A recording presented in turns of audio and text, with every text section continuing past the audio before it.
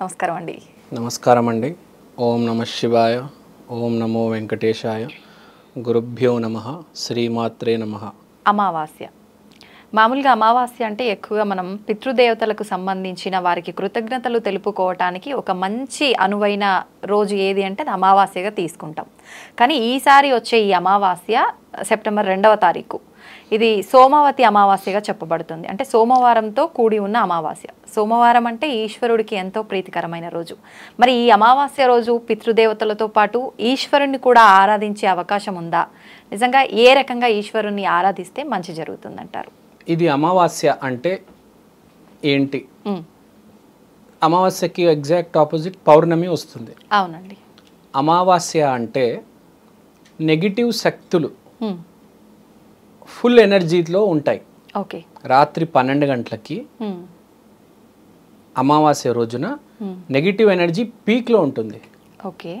పౌర్ణమి రోజు మధ్యాహ్నం 12కి positive energy పీక్లో ఉంటుంది.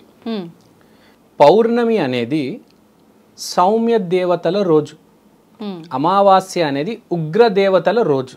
ఓకే. ఇప్పుడు నడుస్తున్న కాలం కలియుగం, ఎక్స్ట్రీమ్ నెగిటివ్. ఓకే. నెగిటివిటీ ఎక్కువ ఉంది భూమి మీద. అవునండి. చాలా తక్కువ మంది ఉంటారు పాజిటివ్. గురువు బాగుండి పాజిటివ్గా ఉండే జనం చాలా తక్కువ. 90% నెగిటివ్ పర్సన్సే ఉన్నారు. ఓకే.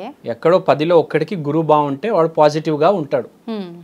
ఓకే. వాళ్ళకే అవకాశాలు వస్తే వాళ్ళే ముందుకెళ్తారు, రెస్పెక్ట్ వస్తుంది, డబ్బులు వస్తాయి, అన్నీ వస్తాయి, వాళ్ళ లైఫ్లో ప్రాబ్లమే ఉండదు. సరే, ఇప్పుడు ఈ అమావాస్య ఎందుకు ఇంపార్టెంట్ కలియుగంలో అంటే 10లో ఒక్కడు వాడెలానో బాగుపడతాడు. అంతే. మిగతా 9 మంది పరిస్థితి ఏంటి? ఉన్న పాపాలు తొలగించుకోవాలా లేదా? తొలగించుకోవాలి. పాపాలు తొలగించుకోవాలి అంటే బెస్ట్ డే అమావాస్య. ఓకే. ఉగ్ర దేవతలను పూజిస్తే ఫస్ట్ జరిగేది ఏంటంటే పాపాలు హరుస్తాయి, పోతాయి. ఐ మీన్ టు సే, పాపాలు ఎలా పోతాయి అంటే ఫస్ట్ మీకు నెగిటివ్ ఈవెంట్స్ జరుగుతాయి, చెడు అనేది జరుగుతుంది. ఓకే. సో మీరు దీనికి రెడీ ఉన్నారా లేరా? Are you ready for this or not is the question. అవును. మీరు మీ దుష్కర్మలతోనే ముందుకెళ్తారా? అట్లనే నాకు భయం అండి, నేను బ్యాడ్ ఈవెంట్స్ ఫేస్ చేయలేను అంటే మీకోసం కాదు అమావాస్య. మీరు పౌర్ణమి రోజు ఆరాధించుకోండి, మీ దారిలో మీరు వెళ్ళిపోండి. ఓకే. సరే, జీవితంలో బ్లాక్ అయితే పడిపోతుంది కదా, ముందుకైతే వెళ్ళలేవు. అంతే. ఎఫెక్ట్ ఖచ్చితంగా ఉంటుంది. ఉంటుంది, నీకు ఆటంకాలు పడతాయి. అవును. ఎదగనివ్వరు నిన్ను. ఇప్పుడు మనిషి కన్నాక ఒకటి పాజిటివ్ బ్యాంక్ అకౌంట్, ఒక నెగిటివ్ బ్యాంక్ అకౌంట్ ఉంటుంది. నెగిటివ్ తొలగించుకోవాలి కదా. అవును. తొలగించుకోకపోతే ఓన్లీ పాజిటివే నువ్వు పెంచుకుంటూ పోతే పౌర్ణమి రోజు ఎట్లా? అవును. ఎక్కడో కాల్జారి కింద పడతావు. అంతే. సో ఫస్ట్ నేను చెప్పేది, నీకు ధైర్యం ఉంటే, దమ్ముంటే అమావాస్య రోజు ఉగ్రదేవతలు అంటే కాళీమాతని పూజించాలి. కానీ ఎక్కువగా ఉగ్రదేవతల్ని ఆరాధించకూడదు అని అంటుంటారు కదా, పర్వాలేదా? నేను అదే చెప్తున్నా, ఎందుకంటే భయపడుతున్నారు జనాలు. అవును. జనాలు వేరు, సొసైటీ వేరు, మన స్క్రిప్చర్స్ చెప్పేది వేరు, శాస్త్రాలు చెప్పేది వేరు. శాస్త్రాలు ఏం చెప్తాయి? అమావాస్య రోజు ఉగ్రదేవతల్ని పూజిస్తే ఉన్న పాపాలు పోతాయి బ్యాడ్ ఈవెంట్స్ రూపంలో. చెడు కర్మలు మీకు బ్యాడ్ జరిగి అవన్నీ పోతాయి. మీ అదృష్టం అనుకోవాలి, మీ తొలగిపోయాయి.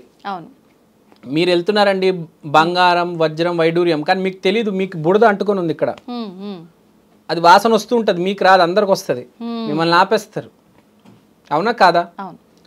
అమావాస్య రోజు కలియుగంలో ప్రతి ఒక్కరు పూజించాలి. Be ready to face the bad. చెడును తొలగించాలి, లేకపోతే ఇరుక్కుంటారు మీరే.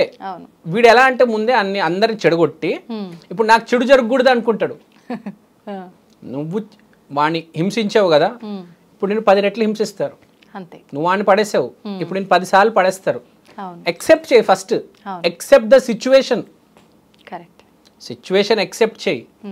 అమావాస్య రోజు ఉగ్రదేవతలకు పూజ చేయి, నీ డబ్బులు పోతాయి, నీకు యాక్సిడెంట్ అవుతుంది, నీకు ఫుడ్ పాయిజనింగ్ అవుతుంది, కానీ దానివల్ల నీ పాపాలన్నీ తొలగిపోతాయి కదా.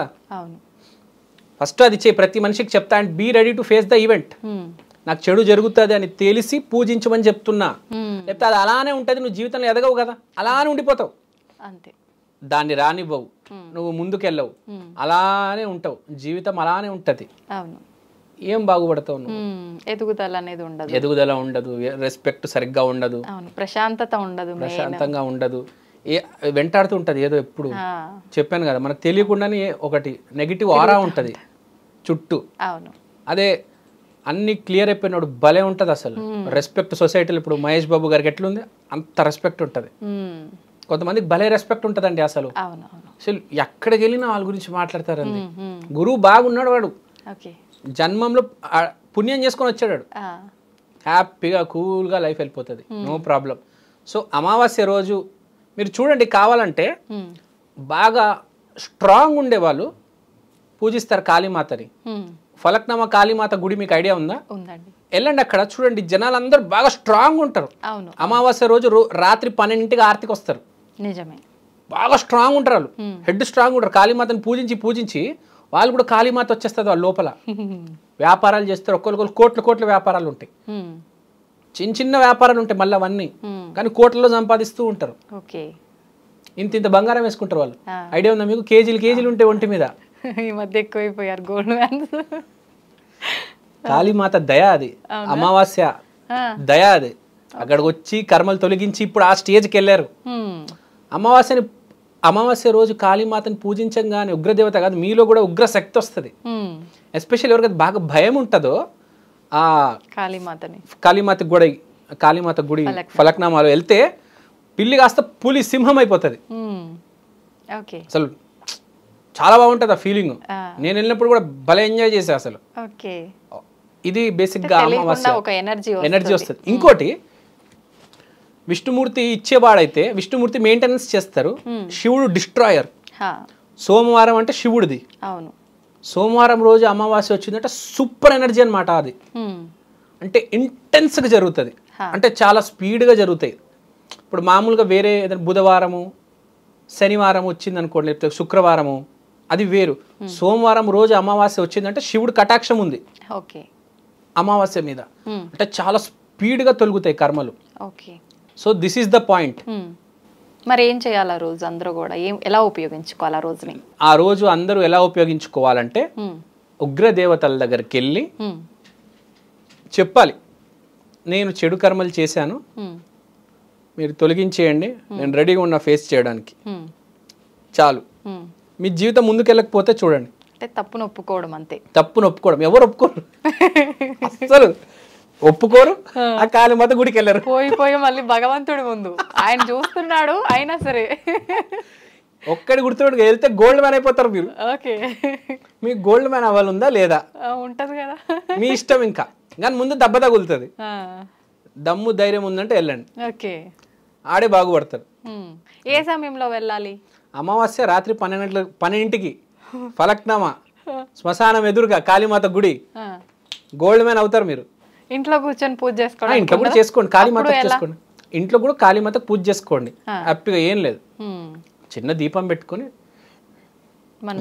మనసులో ఏదో చిన్న మంత్రం, మీకు వచ్చిన మంత్రం చెప్పండి. ప్రక్రియ ఇంపార్టెంట్ కాదు, భావం. 1,00,000 సార్లు చెప్పినా మనస్ఫూర్తిగా చెప్పకపోతే లాభం లేదు. ఒక్కసారి చెప్పితే కళ్ళలో నుంచి నీళ్ళు వచ్చేయాలి, గూస్ బంప్స్ వచ్చేయాలి, ఒక్క సెకండ్ చాలు భక్తి అనేది. గంటలు ఆరతి, పూజలు, నైవేద్యాలు, ఏందేందో కొత్త చీరలు వేసుకొని వస్తారు వీళ్ళు. ఫ్యాషన్ షోలు చేస్తారు పూజ అంటే. రెడ్ కలర్, నేను 10,000 చీర వేసుకొచ్చాను, నేను 25,000 చీరలు వేసుకొచ్చాను, గుంపులు 50 మంది 100 మంది పూజలు చేస్తారు, నేను చూస్తూ ఉంటాను కదా.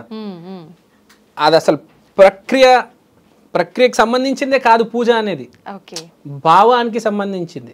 గుర్తుపెట్టుకోవాలి, మనస్ఫూర్తిగా చేయాలి, తప్పులేదు. చీరలు వేసుకోవడంలో మంచి చీరలు వేసుకోవచ్చు, కానీ దాని గురించి మాట్లాడుతూ దానిపైన ఫోకస్ ఉండకూడదు. వెళ్ళిన పర్పస్ ఏంటో దానిపైన ఉండాలి. అది దానిపైన పర్పస్ మీద ఫోకస్ ఉండాలి. పర్పస్ మీద ఫోకస్ ఉంటే జీవితం మీద ఫోకస్ వస్తుంది, అది గుర్తుపెట్టుకోవాలి. ఇది బేసిక్ గా అమావాస్య గురించి. మళ్ళీ ఎప్పుడైనా ఇంకోసారి మాట్లాడదాం, ఇంకా చాలా ఉంది మాట్లాడేది. ఉగ్ర దేవతలు ఎవరు, వాళ్ళని ఎలా పూజించాలి, ఏ గుడి ఎక్కడుందో అని త్వర చెప్తాం. అలాగండి, థ్యాంక్ యూ అండి, చాలా మంచి విషయాలు తెలియజేశారు, ధన్యవాదాలు. థ్యాంక్ యూ అండి, థ్యాంక్ యూ సో మచ్.